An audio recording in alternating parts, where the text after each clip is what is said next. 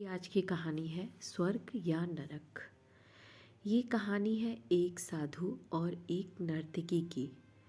किसी छोटे से गांव में एक साधु रहा करते थे और उस साधु का काम गांव के लोगों को उपदेश देना था। उसी गांव में एक नर्तकी भी रहती थी। उसका काम लोगों के सामने नाचकर गांव के लोगों का मन बहलाना था।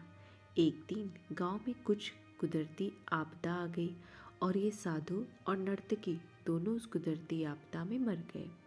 मरने के बाद जब ये दोनों यमलोक पहुंचते हैं तब इनके कर्मों और उनके पीछे छिपी भावनाओं के आधार पर इन दोनों को स्वर्ग या नरक में भेजने की बात होती है।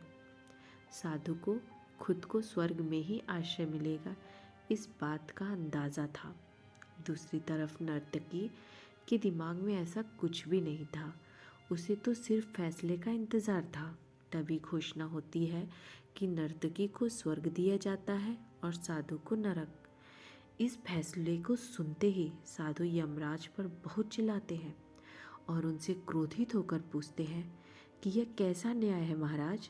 मैंने अपनी सारी जिंदगी लोगों को उपदेश देने में बिता दी और मेरे नसीब में नरक, जबकि ये नर्तकी जीवन भर लोगों को रिझाने के लिए नाचती रही और इसे स्वर्ग दिया जा रहा है। ऐसा क्यों? मेरे साथ ये अन्याय क्यों?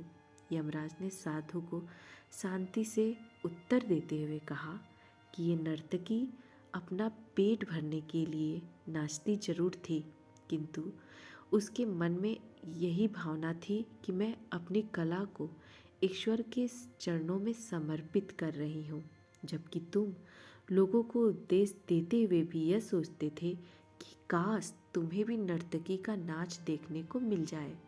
यमराज ने साधु से ये भी कहा कि तुम ईश्वर के इस महत्वपूर्ण संदेश को भूल गए कि इंसान के कर्म से अधिक कर्म करने के पीछे की भावनाएं मायने रखती हैं और तुम्हारे इसी कर्म के पीछे की भावनाओं के हिसाब से ही तुम्हें नरक मिला है।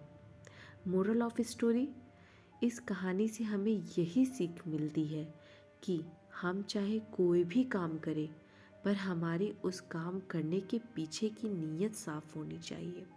अगर हमारी नीयत साफ नहीं होती है तो हमें दिखने में भले लगने वाले काम भी पुण्य की जगह पर पाप का ही भागी बना देते हैं। Thank you so much. अगर आपको मेरी स्टोरी अच्छी लगती हो तो please like subscribe my channel.